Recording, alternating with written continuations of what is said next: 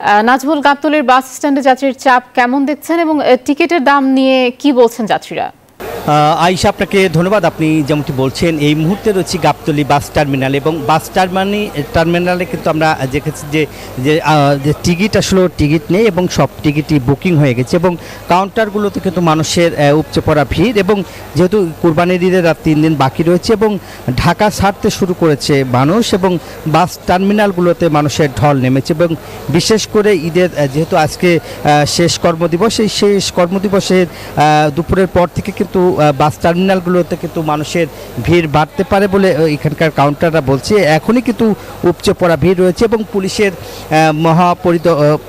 পরিদর্শক আবদুল্লাহ তিনি আসছেন এবং ঢাকা কমিশনার যে রয়েছে হাবিবুর রহমান, তারা কিন্তু এই গাবতলী বাস টার্মিনালে কিন্তু কিছুক্ষণের মধ্যেই কিন্তু তারা আসবেন এবং কালোবাজারি টিকিট হচ্ছে কিনা এবং কাউন্টারগুলো পরিদর্শন করবে এবং যাত্রীদের সাথেও তারা কথা বলবে, এখানকার লোকজন আসলে যেতে পারছে কিনা এবং কোনো সমস্যা আছে কিনা এবং এরপরেই কিন্তু তারা গরুর হাটেগুলোতে পরিদর্শন করবে এবং পুলিশের পক্ষ থেকে কিন্তু আপনি দেখতেই পাচ্ছেন যে সেখানে তারা রয়েছে এবং লোকজন কিন্তু সেখানে ভিড় করছে এবং পুলিশের ঊর্ধ্বতন কর্তৃপক্ষরা গাবতলী পরিদর্শনে আসবেন এবং যেহেতু ঈদে ঘরে মুখো মানুষের খবর জানতে আসবে এবং এছাড়াও কিন্তু ভিজিট করতে আসবেন, পরিদর্শন করতে আসবেন যে তারা আসলে কি অবস্থা। আমরা যদি একটু কথা বলি, এই মুহূর্তে আসলে সার্বিক পরিস্থিতি কি কাউন্টারগুলোতে, রাজধানী সহ সারা ঢাকার সিটির কি অবস্থা এই মুহূর্তে?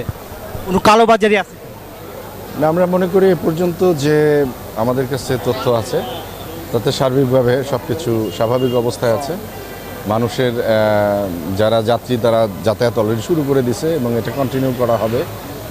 আর আমাদের পর্যাপ্ত পোশাকে নিরাপত্তা ব্যবস্থা, প্লেন ক্লথে নিরাপত্তা ব্যবস্থা, তারপরে আমাদের যে পশুর হাটকেন্দ্রিক নিরাপত্তা ব্যবস্থা আছে সে জায়গায়ও যেগুলো করণীয় সেগুলো মানুষ করছে এবং ঢাকা মেট্রোপলিটনের পুলিশের পক্ষ থেকে, ক্রাইম ডিভিশন থেকে, ডিটেকটিভ ব্রাঞ্চ থেকে অথবা ট্রাফিক ডিভিশন থেকে যার যেখান থেকে যা করণীয় সর্বোচ্চ করছে যাতে সম্মানিত নগরবাসী, যাত্রী সাধারণ সকলের যাতায়াত যাতে সুন্দর হয়, মানুষের যেন অসুবিধা না হয়। ঈদুল আজহার জন্য তা যারা বাড়িতে যাবে, যারা পশু কিনবে অথবা অন্যান্য যে কার্যক্রম মার্কেট কেন্দ্রিক সেগুলো যেন স্বাভাবিক থাকে, সেই প্রচেষ্টা ঢাকা মেট্রোপলিটনের পক্ষ থেকে আছে এবং পর্যাপ্ত নিরাপত্তা ব্যবস্থা নেওয়া আছে। ধন্যবাদ আপনাকে, যেমনটি আসলে বলছেন এবং পুলিশের পক্ষ থেকে এবং কিছুক্ষণের মধ্যেই কিন্তু যে ঢাকার পুলিশের যে মহাপরিদর্শক তিনি আসবেন এবং ঢাকার যে কমিশনার তিনি আসবেন। এছাড়াও কিন্তু তারা এখানে পরিদর্শন করবেন এবং বিভিন্ন বিষয়ে আসলে খোঁজখবর নেবেন। এই ছিল আমার কাছে গাবতলী বাস টার্মিনাল থেকে ঘরে ফেরা মানুষের সর্বশেষ খবর। ফিরে যাচ্ছি স্টুডিওতে আয়েশার কাছে। আয়েশা।